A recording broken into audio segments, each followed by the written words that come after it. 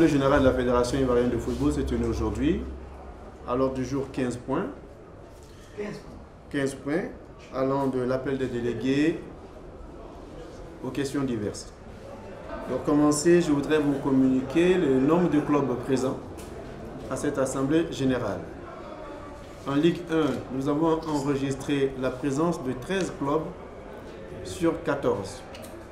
Un club est absent, il s'agit de la SEC Mimosa. En Ligue 2, sur 24 clubs, 22 étaient présents. Et en D3, sur 38 clubs, 36 étaient présents. Les groupements d'intérêt, ils sont au nombre de 5 et tous les 5 groupements d'intérêt étaient représentés. Donc, le quorum était largement atteint pour que l'Assemblée se tienne. Nous avons aussi vérifié la conformité de la composition de l'Assemblée générale. Il faut savoir que selon les dispositions statutaires, il faut convoquer, d'abord notifier la tenue de l'Assemblée générale au club et au groupement d'intérêt 2 mois avant la tenue de l'Assemblée générale. Cela a été fait. Nous avons ensuite vérifié la date de convocation. Il faut le faire 2 semaines avant la tenue de l'Assemblée générale. Eh bien, ça a été fait et cela a été présenté à l'ensemble des clubs durant l'Assemblée générale avec le procès verbal d'un huissier qui atteste bien que nous avons respecté les délais qui sont prescrits, qui sont inscrits dans les statuts de la Fédération ivoirienne de football. Dans l'exécution de notre ordre du jour, nous avons d'abord approuvé l'ordre du jour, ensuite nous avons approuvé le procès verbal de l'Assemblée générale qui s'est tenue le 25 juin 2016. Il n'y a eu aucune observation de la part des clubs. Les clubs qui ont été désignés pour approuver ces procès verbaux l'ont fait en amont. Et ensuite, l'Assemblée générale a donc approuvé le procès verbal de l'Assemblée générale du 25 juin 2016. Nous avons également lu le rapport d'activité 2016, le rapport d'activité qui a fait état de l'organisation de nos compétitions nationales, internationales, les activités de développement, la formation au niveau de la gestion technique nationale, les activités de promotion, les activités de communication. En fait, toutes les activités des différentes commissions permanentes de la Fédération sur l'année 2016 ont été passées en revue par le directeur exécutif de la Fédération. Et les clubs se sont prononcés sur ces différents points et nous avons obtenu donc l'approbation de ce rapport d'activité par les clubs. Nous avons ensuite abordé le rapport financier. Ce rapport financier sur l'exercice 2016 allant du 1er janvier au 31 décembre 2016, nous avons fait état au niveau du bilan, nous avons fait état de quelques acquisitions, notamment le groupe électrogène que nous avons acheté pour le stade Robert Champoux pour 54 millions. Nous avons également fait état de 62 millions qui ont été payés dans le cadre de la parcelle de 20 hectares que nous avons du côté de BNP, ce sont nos frais de domaine. Donc ce sont les points les plus importants au niveau du bilan, au niveau de l'actif.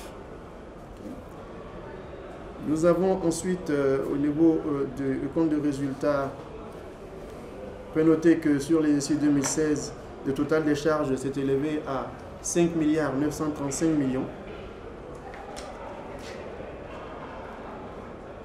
5 935 839 138 pour des produits, c'est-à-dire des recettes sur toute l'année, qui sont inférieures aux charges, qui sont de 5 214 581 317.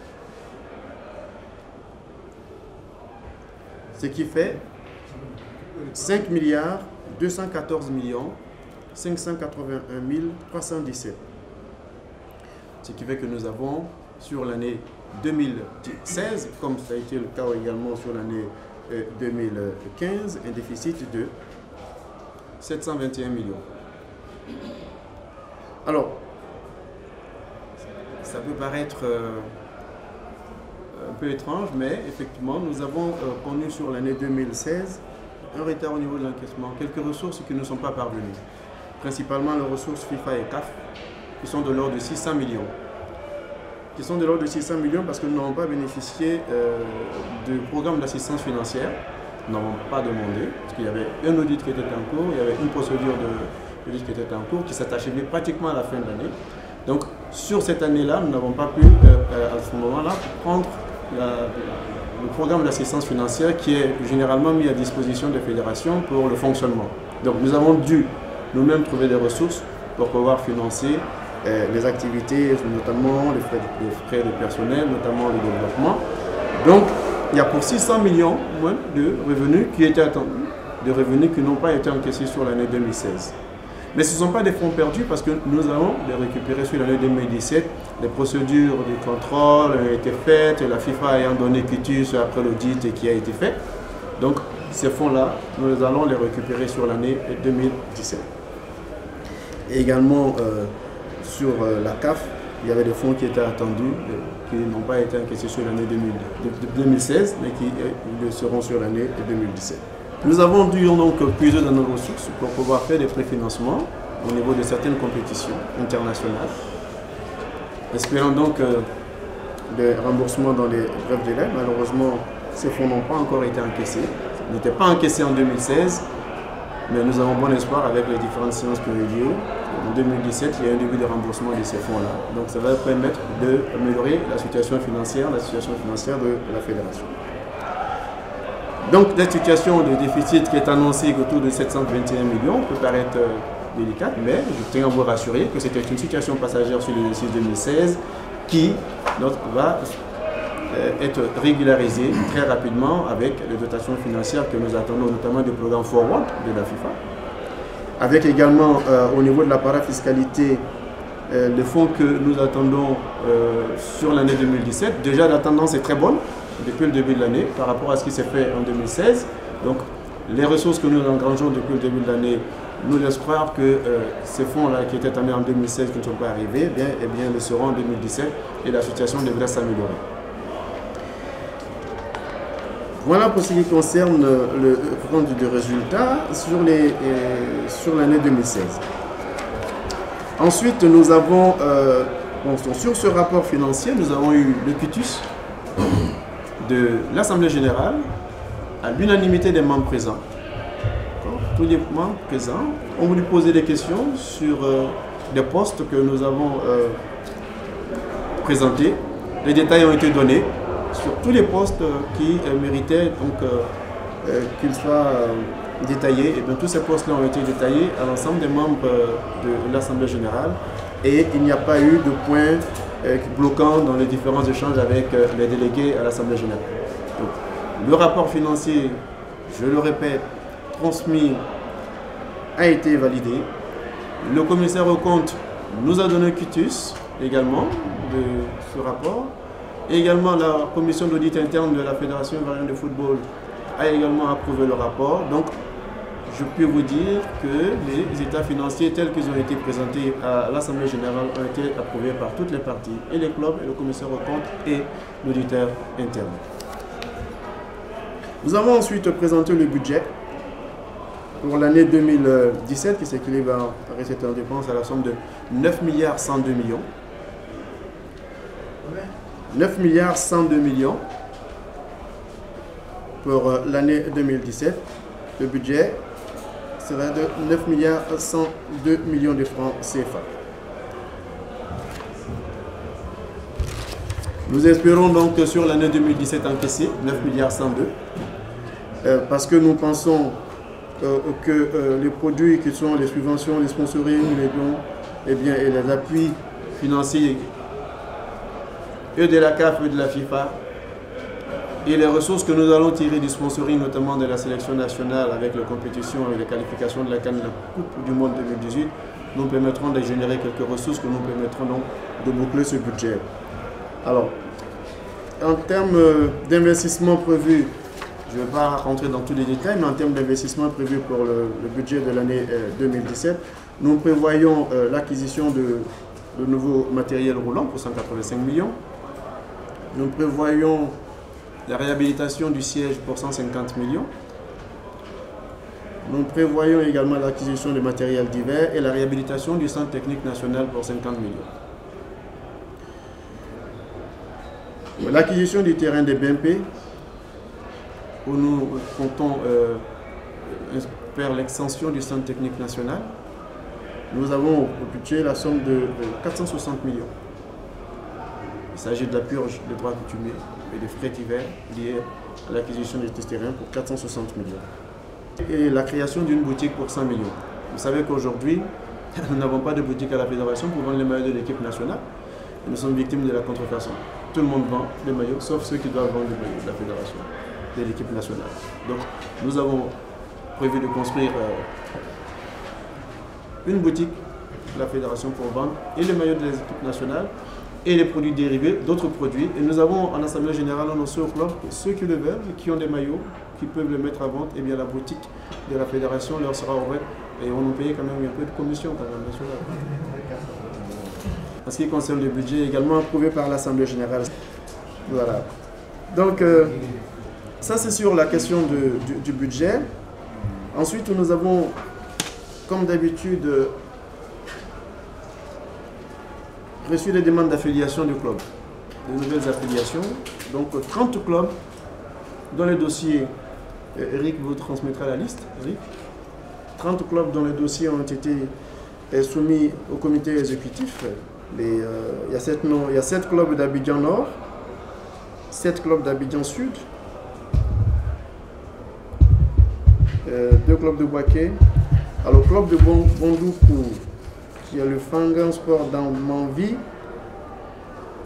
le dossier a été rejeté parce qu'il est incomplet. Donc, nous avons en total 30 clubs qui ont été affiliés à la fédération aujourd'hui. Et avec la possibilité pour les 3 autres clubs dont les dossiers sont incomplets de faire fournir leurs meilleurs efforts afin de mettre à leur disposition le document qui manque. Et la latitude a été donnée par l'Assemblée générale à la Fédération ivoirienne de football d'apprécier. Si le document, c'est la parution au journal officiel, s'ils peuvent nous apporter l'attestation sur une parution au journal officiel, eh bien, ils seront également affiliés. Donc on passera de 30 à 33 clubs. Ils ont un délai de 2 mois pour le faire, en ce qui concerne ces 3 clubs. Je communiquerai le nom de ces clubs tout à l'heure, je sais pas. Donc, voilà pour le déroulé normal de cette assemblée générale. Nous avons écouté les clubs sur un certain nombre de sujets, mais il faut quand même noter que les auditeurs et les commissariats aux comptes, comme d'habitude, ont fait des recommandations pour améliorer la gestion financière de la fédération. Et il y a un plan stratégique qui a été mis en place par la direction exécutive, en accord avec le bureau de la fédération, qui est en train d'être déroulé. Et logiquement, toutes les recommandations qui ont été faites l'année dernière sont en train d'être prises en compte. Celles d'aujourd'hui également sont en train d'être prises en compte et nous devrions pouvoir sur l'année 2017 avoir une meilleure présentation encore de nos états. Les clubs nous ont donné le quitus, nous ont félicité également pour la présentation des documents cette année. Il y a une nette amélioration par rapport aux années passées. Les clubs ont souhaité, pour certains sujets, nous rencontrer pour en discuter, notamment la question du nombre de clubs en Ligue 1. Certains ont souhaité que très rapidement, ils puissent rencontrer la fédération pour en parler. Le système de montée et de descente également en Ligue 1 a été évoqué. Des propositions sont sur la table, notamment la possibilité de voir monter 3 clubs. S'il y a 3 clubs qui descendent en Division 2-3, il faut donc qu'il y ait 3 clubs qui montent en 2-1. Ce sont des sujets qui vont faire l'objet de discussions avec la fédération. Le président de la fédération et le comité exécutif ont estimé qu'il n'y avait aucune difficulté à échanger avec le club sur cette question. La fédération elle-même, en son sein, envisage des réformes.